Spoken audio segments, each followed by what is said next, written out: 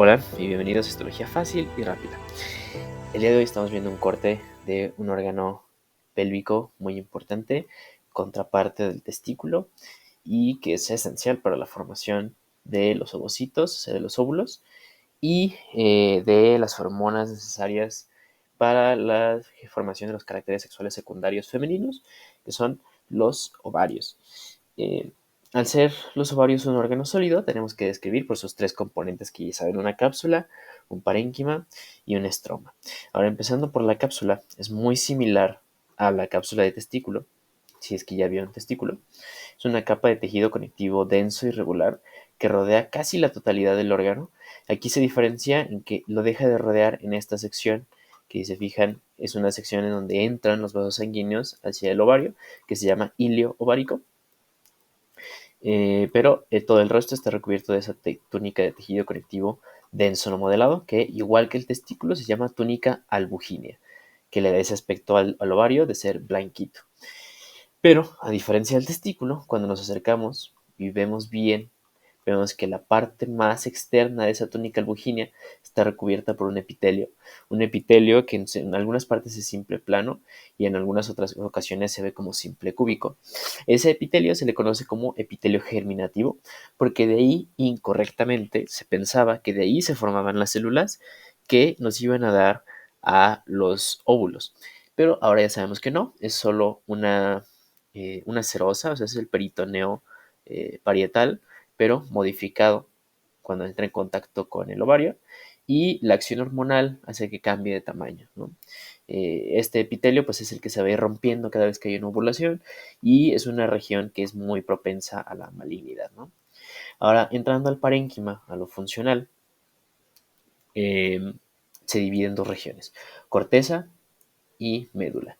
En la médula, que es la zona más sencilla, solo tenemos tejido conectivo, o sea, solo tenemos estroma, que ese estroma del ovario es muy característico. Es un estroma, es un tejido conectivo fusocelular. O sea, si se fijan, pareciera como si fuera denso, muy irregular, pero en lugar de tener muchas fibras, tenemos muchas células. Entonces recibe el nombre específico de estroma fusocelular, ¿va? Aquí en la médula también encontramos vasos sanguíneos, vasos linfáticos, venas, arterias, nervios, ¿no? Todo eso importante que entra o sale perdón, del ovario. Eh, y la corteza es la región donde vamos a encontrar todas las otras estructuras del ovario, que las principales estructuras son los folículos, que esos folículos son esas estructuras formadas por varios grupos de células que contienen a los ovocitos en diferentes estados de maduración para eventualmente liberar al óvulo. ¿Ok? Entonces, iniciando desde la parte más superficial, los más abundantes y que están conformados por un ovocito, un ovogonio primordial, primario, rodeado por una capa, un epitelio simple plano, llamadas células foliculares, se llaman ovocito primordial. ¿Ok? Hay muchísimos en el ovario, y estos van a ir variando dependiendo de la edad de la paciente, porque cada ciclo menstrual hay cierto número de estos ovocitos que maduran y pasan por ese proceso de maduración, y pues ya saben que al final de cada ciclo menstrual uno de estos ovocitos se libera, mientras que el resto se hacen atresia, ¿no? Se eliminan. Entonces, si estudiamos un ovario de una persona joven, vamos a encontrar muchos ovocitos. Si estudiamos el ovario de una persona mayor, postmenopáusica, encontramos menor cantidad de ovocitos, ¿no? De manera normal. Eh, Estos ovocitos primordiales. Ahora, lo siguiente paso es el ovocito primario, que está conformado por el ovocito y una sola capa de células foliculares que, en lugar de ser planas, se vuelven cúbicas. ¿Sí ven? Como aquí, como acá. Tenemos nuestro ovocito, que es una célula muy grande con su núcleo muy abundante, y esa capa única de células foliculares. Y aquí podemos empezar a notar otras estructuras que se llegan a formar en algunos folículos, que es gracias a la secreción de esas células foliculares, llamada membrana pelúcida o zona pelúcida, que es una estructura pues, que es esencial para la función eh, de la selección del espermatozoide al momento de la fecundación, y que se alcanza a ver como una membranita muy eosinófila, o sea, muy rosita, rodeando al ovocito, ¿no? Como aquí. Esos folículos primarios los podemos dividir en folículos primarios tempranos y tardíos. Los tempranos tienen una sola capa de células, como acá, mientras que los tardíos tienen dos o más capas de células compactas, ¿sí? Como aquí. Estas capas de células siguen creciendo, el ovocito sigue creciendo y forman un ovocito, un folículo secundario, que esos folículos secundarios se caracterizan por la presencia de antros, o sea, espacios blancos dentro del folículo. También se pueden subclasificar en un folículo secundario temprano y uno tardío. Por ejemplo, aquí, este es un folículo secundario así temprano, muy bonito, donde vemos todas esas células foliculares que aumentaron, ¿no? Hicieron varias capas y ahora se llaman células de la granulosa, porque tienen ese aspecto granuloso. Tenemos nuestro ovocito central con su membrana pelúcida o zona pelúcida y la formación de líquido antral, ¿no? De cuerpo, de espacios vacíos dentro del folículo que se llaman espacios antrales o antros. Eh, Aquí también vemos como que se empieza a dividir el, el, las células y empiezan a formar estructuras así como que muy bien definidas, ¿no? Por ejemplo, en este de acá, que es un ovocito secundario más avanzado, más tardío, vemos como un montón de células de la granulosa se quedan pegadas a la pared folicular, que se siguen llamando células de la granulosa. Tenemos un grupo de células de la granulosa que se quedan pegadas al ovocito, que se llaman corona radiada, y tenemos un grupo de células de la granulosa que unen a la corona radiada con las de la granulosa, y a esto lo llamamos cúmulo óforo, con doble O óforo. ¿Ok?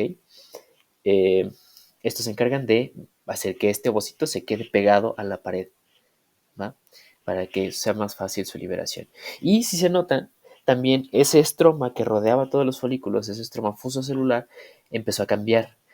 Ven cómo se organiza alrededor del folículo, ¿no? Vemos una diferencia muy franca, muy clara entre la zona de la granulosa y la zona de tejido conectivo que la rodea. Y vemos cómo la zona de tejido conectivo se divide en dos, una zona interna y una zona externa. La teca interna tiene células más grandes, poliédricas, con muchos vasos sanguíneos, y esas células grandes poliédricas eh, ayudan a la producción de hormonas, ¿ok? Sobre todo las hormonas luteinizantes, son sensibles a ese tipo de hormonas y van a ayudar a producir progesterona después de la liberación del ovocito. Y la capa externa está formada por lo general por células que parecen fibroblastos o miofibroblastos, muy alargadas, menos vascularizada. Y esta capa externa es la que va a ayudar a apretar al folículo para que pueda existir la ovulación, ¿no? Estos folículos siguen creciendo, se siguen llenando de líquido y eventualmente van a formar folículos muy, muy, muy, muy grandes que se llaman folículos maduros o folículos de Graf, que son folículos muy amplios, muy grandes, en los que la mayoría de las veces resulta difícil ver al ovocito. ¿Por qué? Porque está dentro de aquí, de esta antro central, pero como el antro es tan grande, a veces se pierde en el corte, ¿no? Técnicamente se sigue manteniendo la estructura que tendríamos en un ovocito secundario, con su corona radiada, su cúmulo óforo, la teca interna y la teca externa, muy bien definidos. ¿Ok? Eh, las dos tecas, sobre todo la externa, es la que va a ayudar a comprimir a este folículo para que exista la ovulación. La forma más grande de diferenciar, más fácil de diferenciar el folículo de Graf es por su tamaño. Llegan a ser grandísimos, tan grandes que se pueden percibir a simple vista. A diferencia de los demás que necesitamos un microscopio para verlos, estos sí crecen, crecen, crecen y pueden protruir por fuera de la pared. Entonces son muy fáciles de ver. ¿Okay? Una vez que se da la maduración, se da la liberación del ovocito, o sea, ya del óvulo maduro, acompañado de sus células de la corona radiada y del cúmulo óforo. Y aquí adentro solo va a quedar los restos de esas células, tanto de la corona radiada como de la teca interna, y juntos van a formar algo que se llama cuerpo lúteo, que es ese residuo formado por tanto células de la granulosa y células de la teca interna, que ya les había adelantado hace ratito, ayudan a la producción de progesterona para mantener el endometrio, o sea, el útero, listo para la implantación en caso de que sea necesario.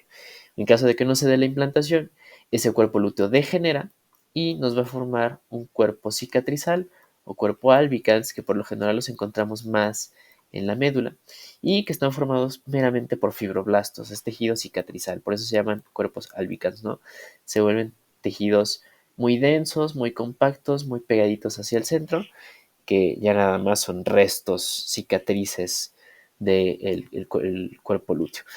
Ahora, en ese proceso de degeneración, podemos llegar a encontrar como parte del parénquima un grupo de células, sobre todo resultantes de los ovocitos que no maduran, de los ovocitos que degeneran, un grupo de células muy bien, eh, muy fáciles de ubicar porque forman cordones de células poliédricas grandes eosinófilas con núcleos redonditos que se llaman células intersticiales y que forman glándulas intersticiales ováricas. ¿Okay? Estas son sobre todo más abundantes en niñas, en adolescentes, en personas premenárquicas que inician antes de que inicien su primera menstruación, de que inicien el ciclo menstrual, es más abundante, ¿no? Como en este corte, que es una persona muy joven, vemos como hay más de esas células intersticiales que ayudan a la producción de hormonas, ¿ok? Son como unas glándulas extra que tiene el ovario inmersos dentro de la corteza ovárica. Y listo, ahí está, ¿no?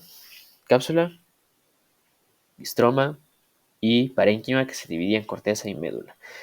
Si se fijan, lo más complejo de ovario es recordar las características de cada uno de los folículos para que los puedan identificar y diferenciarlos.